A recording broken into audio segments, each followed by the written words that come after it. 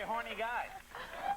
I wasn't going to comment on that. I was going to say that I saw you liked hairy men, too. Oh, yeah. You got carried out by him, but my skirt, unfortunately, wasn't conducive to that. Yeah, a little too much, I think.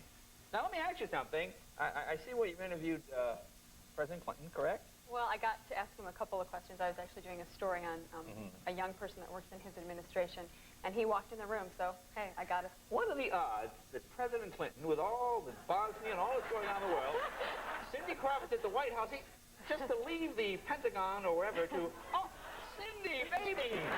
No, he was very professional. He's very tall. That's the biggest... Oh, he's tall? Yeah, when you...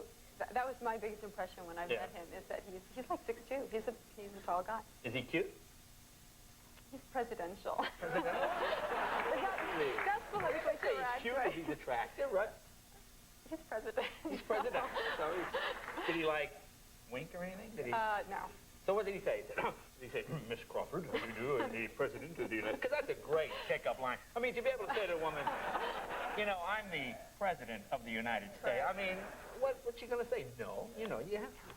So he was very, very nice, a gentleman? No, he was great, yeah. We were doing a story on all the young people that work in his administration. So I basically asked him why he had so many young people working for him, and he just said that he realized how important that the young vote was for him. Right. And also, it seems to me that those people that work in the executive offices are so busy that they get young people because young people aren't married and have lives yet. You know, they'll work the 14 hours a day. And it doesn't pay anything. No, it's not. It's glamorous because you maybe get to see the president. You're working at the White House, but it's not really a high-paying slick job. The guy that we interviewed, his name's Dave Anderson. He has to ride his bike to work and pack a lunch because he can't afford to eat at the White House commissary. Oh yeah, but I bet the attractive women get picked up in the limo and taken right in the. No. I rode the bike. I rode the bike with him. Well, did you meet Socks the cat? Did you get a chance to? It was funny. We were in this office, and all of a sudden, this guy brings. I just saw a leash. And then I looked over, and there was a cat. The cat's on a leash? This cat was on Socks' cat was on a leash. And I hate cats. So they thought they were doing this big favor by bringing me in Socks. And they said, oh, here, you want to hold him? I was like, no, I don't like cats. So. Oh. Now, how come? Now, why? Because most women sort of like my wife loves cats. I can't have dogs. And you're representative of most women? No, but she likes. I find women like cats more than. Oh, stop. No, I just wondered. But I find women tend to like cats as pets. And I don't know. I never had house pets when I was a kid, so I don't. Oh, so you don't like house pets? No. Oh, okay. And cats scratch and stuff. I don't know. Well, that's true. They do. So do models sometimes backstage. Yeah, yes, they do. Not really. What animals are you afraid of? Oh, afraid? Are you afraid you just don't like? Some big dogs I don't like strange big dogs. Yeah. And the Beast. No, he's actually nice. Because there's a thing in Vanity Fair. What was this? Oh, I'm definitely afraid of that thing in Vanity Fair. That snake? Can I show this? Yeah. Can I show this picture? Yeah, can we? Well. Should I cross out the? Yeah. Well, here, I brought my pen. Just put 2 little dots on it. Yeah, put 2 little dots to make actually 2 pretty good-sized dots. I'll do this. There you go. There Perfect. we go. Now it's viewable. Well, not for me later, but here we go. Here you are. This is you with the. Now look at that snake. That's pretty scary. It was a 45 pound.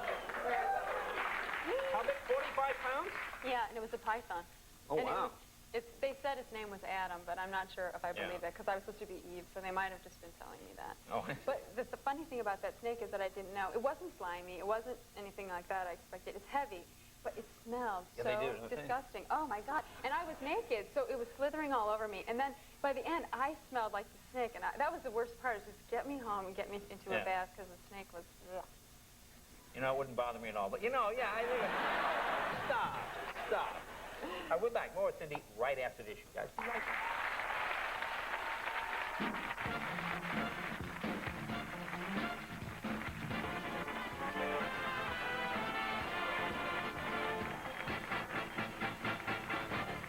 Welcome back.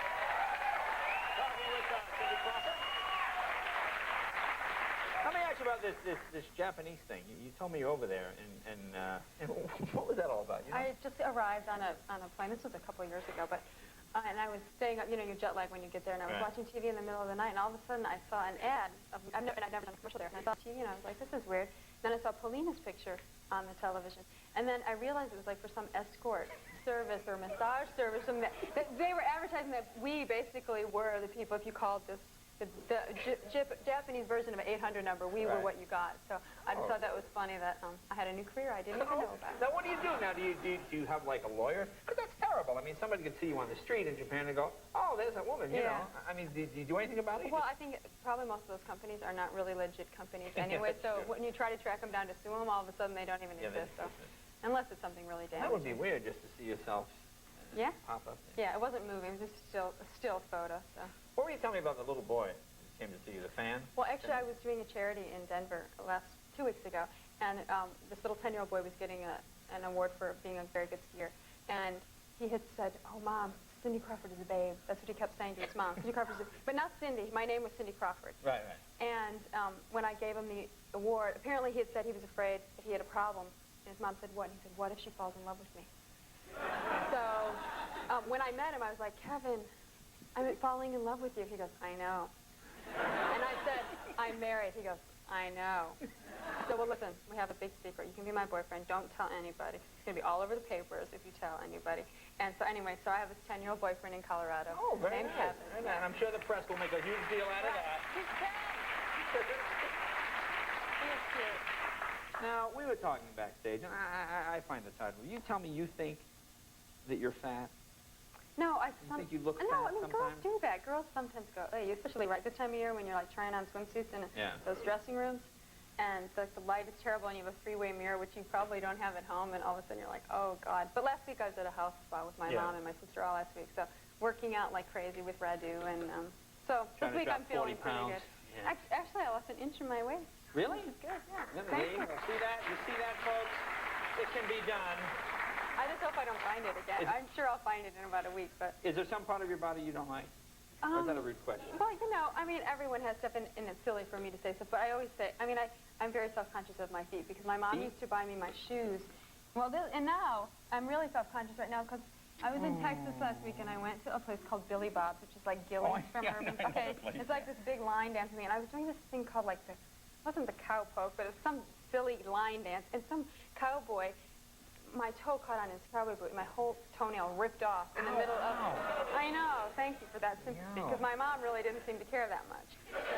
Because she was having another margarita and doing this dance, too, so I didn't really get that much sympathy there, but yes, it hurt. But so that's my big line dance story.